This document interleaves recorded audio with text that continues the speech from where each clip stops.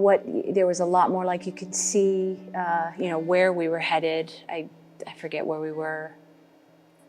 And then in the rearview mirror, you actually see all the trucks, because this was like a really long convoy, like maybe at least 20 whites plus 6 greens, 7 greens. So it was a long convoy. I joined the military after 9/11. Actually, 9/11 was really a call to duty moment for me. I was an aspiring professional soccer player at the time. I was landlocked with the rest of the country.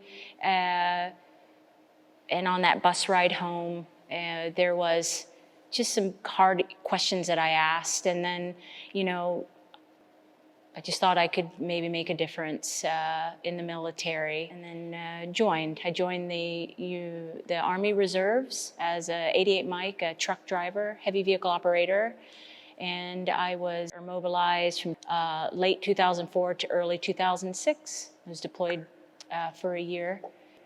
And I directly transitioned from being reservist to active duty Marine Corps. I served from 2004 to 2014. I medically retired after a injury that I had during my second deployment.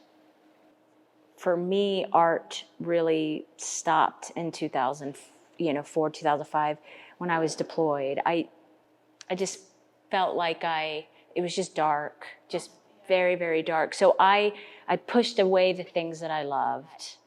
Being on a convoy and being reactive and being in a war that was, their countermeasures were very, you plant it's remote detonated, so you never know when it's going to go off. To not have one clear, okay, and then it's done, because you don't know where something else is planted, is a very, it almost makes you more angry. Because it's like, just show your face. I'm showing up to the fight. Let's do this. It's not an in and out. Like what I expected, or my preconceived notion is like, you know, this is X. You get rid of X and then it's done. No. Transition for me was very much a searching period.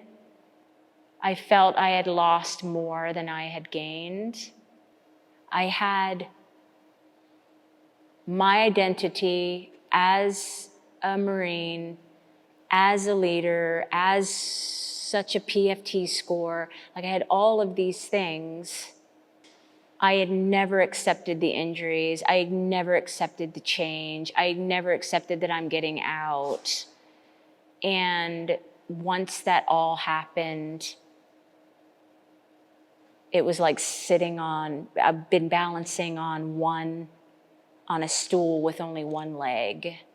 All the other things that make up a life, quality, I didn't have any of that. It was just me and my record, my training jacket, my reputation.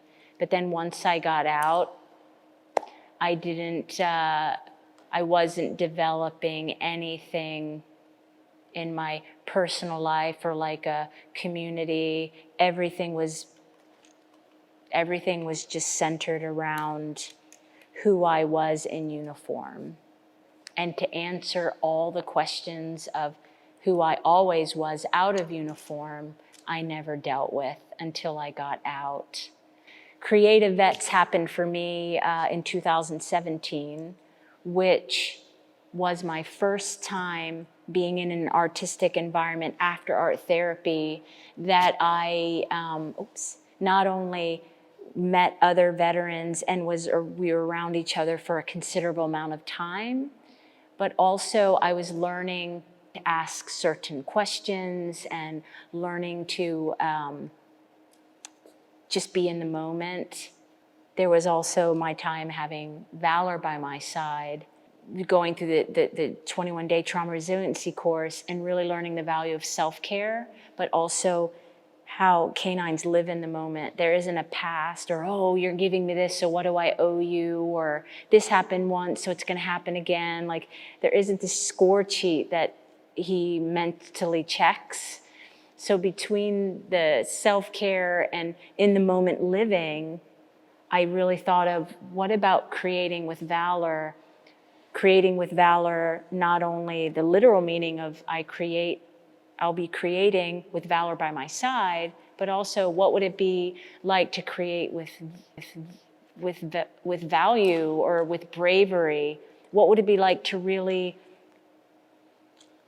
do it consistently and see what happens, or to go, to reach out, to go to what would it be? I won't know until I try.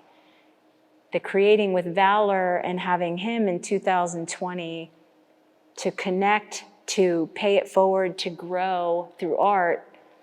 Eventually what leads me to the present moment is being an artist in residence, having a residency that ends with a final show in Lorton, Virginia, through the Workhouse. And that will be it will run the end of June till September 4th. There will be more information. Anyone that's interested can go to creatingwithvalor.com and join the contact list. So one more thing that I would like to share, just from an artist who I view myself as an artist, but also just kind of reaching out to other veterans who are on the fence of whether or not, like, that's not for me, or I'm not an artist and I'll never be one. Show up and try would be my encouragement, because there is not only community to be around like-minded, or just that you're giving yourself an opportunity to learn, not only from an artistic perspective, you get to learn mediums, you get to learn like maybe a little academia if you're interested in that, but really you learn about yourself, about connecting. I like to be messy, or I don't like to be messy. I like to create something and throw it away. Like, I like to just be blatant about what it is I need to say. I like to be very hidden about it. I like whatever it is, it can be a mirror art. Whether you call yourself an artist or not, the point is, when you show up, you can get connection, not only to an art medium and others, but also, and most importantly, to yourself. Like, there's always something to be said, and the only way you know how to share it is to show up.